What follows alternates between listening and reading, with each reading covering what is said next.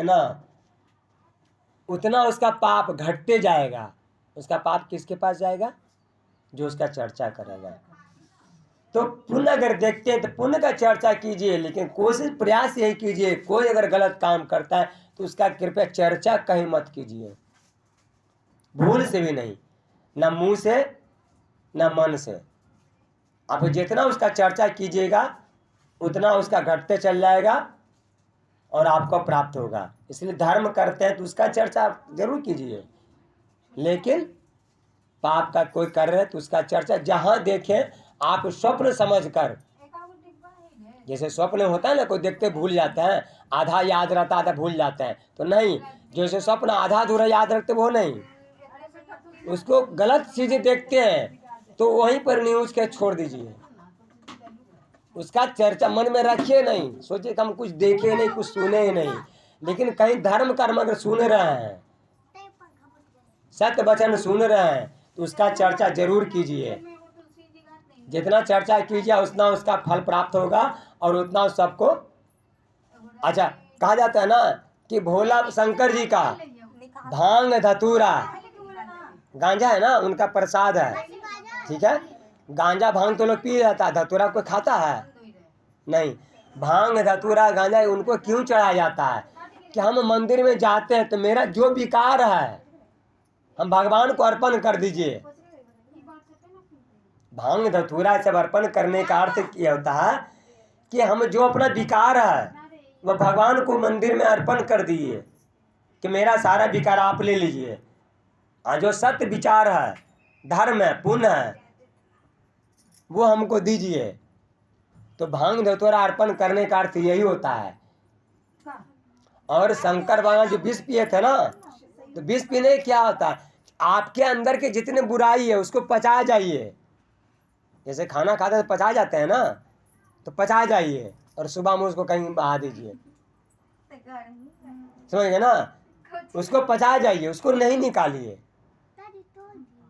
लेकिन अगर सत्कर्म उसको बाहर निकालिए। अगर बेकार निकालते हैं तो दूसरा तो बाद में दूषित होगा, पहले आप खुद दूषित होइएगा, है ना। उसी प्रकार बोले सत्यनारायण स्वामी के, तो बोले कि सभा पाव अथवा सभा के शहर के अनुसार एकत्रित कीजिए।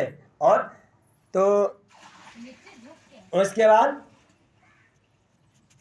जो आपको तो बोले कि अब ठीक है बता तो दिए शाम के समय करना है। सबसे पहले किसने किया था वो हमको बताइए, ना बात इसको कीजिए,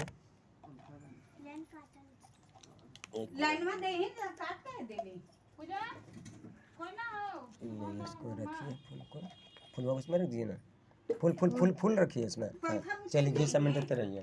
हाँ तो बोला कि ठीक है शाम के समय करना चाहिए। और सबसे पहले इसको किसने कहा था वो भी मेरी सुनने की इच्छा है। बोले कि एक शतानंद ब्राह्मण भूख प्यास से दुखी होकर पृथ्वी पर भीख पाने के लिए घूमता था। तो भक्त के बस में रहने वाले, भक्त अक्सर क्या है कि भक्त के बस में रहते हैं, तो भक्त के बस में भगवान ऐसे ही नहीं रहते हैं। उसके लिए मन को साफ कीजिए। एक हाथ में हमको क्या पूछा, क्या जब बताऊं तो सबका मनमा साफ कर, मन कैसे साफ कर जाए, हम कैसे न करो, सरफ घोल ला पी ला पूरा लोटपोट होकर उल्टा हो जा, मन साफ हो जाता।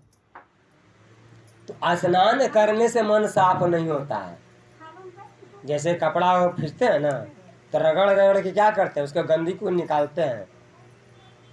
उसी तरह से रगड़ के अपने अंदर का जितना विकार है उसको फेंक दीजिए।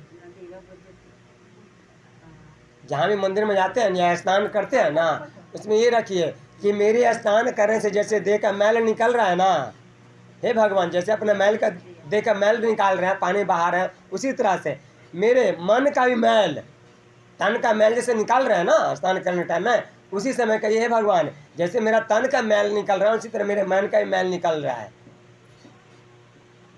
बोले सत्यनारायण स्वामी की। तो भीख प्यास दुखी था तो बूढ़े ब्राह्मण का रूप धारण करके बोले कि ब्राह्मण आप क्यों पृथ्वी घूमेंगे। बोले कि भगवान आप जो भी हैं सिद्ध पुरुष हैं, एक गरीब ब्राह्मण हूँ, भीख मांगने के लिए पृथ्वी घुमा करता हूँ, और भीख मांगने से जो भी अन्न धन मिलता है उससे मैं अपने परिवार का जीवन यापन करता है। दिक्कत हो रहा है थोड़ा सा खड़ा हो सकते, कोई दिक्कत नहीं, खड़ा हो जाइए, पैर फ्री हो जाएगा, लेकिन आप थोड़ा सा खड़ा हो जाइए, हल्का सा लिए खड़ा हो जाइए, खड़ा होकर होकर चलिए। तो जो मिलता है उसे जीवन, और एक दुख दूर करने को पाए, बोले कि सत्यनारायण भगवान के पूजन है, इसके करने से बोले क्या होगा कि जो मनोरथ तुम मांगोगे वो मिलेगा। व्रत के विधि विधान बताकर अंतर्ध्यान हो गए। शाम हो गया था, घर गया तो संकल्प किया कि कल नित्य क्रिया से निवृत्त होकर भीख मांगने घुमाऊंगा, जो भी अन्न धन मिलेगा उससे मैं सत्यनारायण भगवान पूजन अवश्य करूंगा। ऐसा मन में संकल्प कर भीख मांगने के गया। सब दिनों से अधिधन प्राप्त हुआ, प्रसन्न चित्त होकर बंधु बांधव को बुलाया और भगवान सत्यनारायण का पूजन किया, और भगवान की कृपा से उसे सारा दुख दूर होगा और धन पुण्य से युक्त हो गया। बोले सत्यनारायण स्वामी की, वृंदावन बिहारी लाल की, लड्डू गोपाल की।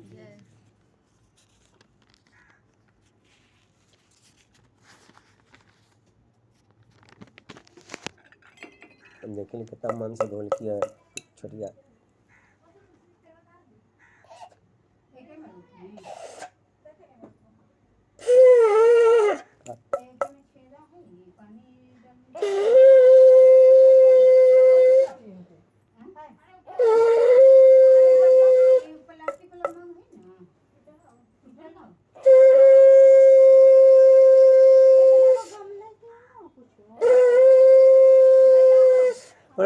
स्वामी की, वृंदावन बिहारी लाल के। बाएं से हाथ धो लीजिए और हाथ डाल लीजिए। उसके बाद सतानंद व्रत करने के लिए तैयार हुआ तो एक लकड़हारा लकड़ी के भार को सर पर रखकर लकड़ी बेचने के लिए जा रहा था। तो जैसे ब्राह्मण के घर के पास गया तो देखा उसने ब्राह्मण पूजन कर रहा है, तो ब्राह्मण प्रणाम किया, भगवान से पूजन करके बोला हे विप्रवर, हे ब्राह्मण, आप किस भगवान की पूजन करते हैं, इसके करने से क्या मनोरथ सिद्ध होता है, मुझे सुनने की इच्छा है। तो बोला कि मैं भगवान सत्यनारायण पूजन कर रहा हूँ। मैं एक गरीब ब्राह्मण था, भीख मांगने पृथ्वी घुमा करता था। एक बूढ़ा ब्राह्मण मेरे दुख को सुने और मैंने अपने दुख का सारा कारण उनको बताया। उन्हीं के कथा अनुसार बोले कि सत्यनारायण भगवान पूजन करो, इससे सारा मनोरथ सिद्ध होगा। और मैंने उनके वचन को सत्य मानकर भगवान सत्यनारायण पूजन किया और उनकी कृपा से धन पुष्ट सिद्ध हो गया। तो बोला कि क्या ऐसे करने से मेरा भी दुख दूर होगा? बोले निसंदेह, इसमें कोई संदेह नहीं, उसका उदाहरण साक्षात मैं हूँ। तो लकड़हारा मन में संकल्प किया, प्रसाद चरण ग्रहण किया, लकड़ी के बार को सर पर रखकर जहाँ धनी लूरा करता गया और भगवान की कृपा से सब दिन उसका लकड़ी बिक गया और जितना द्रव्य मिलता उसे दुगना धन प्राप्त हुआ। प्रसन्न चित्त होकर बंधु बांधव बुलाकर भगवान सत्यनारायण को पूजन किया और सारे सुख भोग कर सब लोग को चला गया।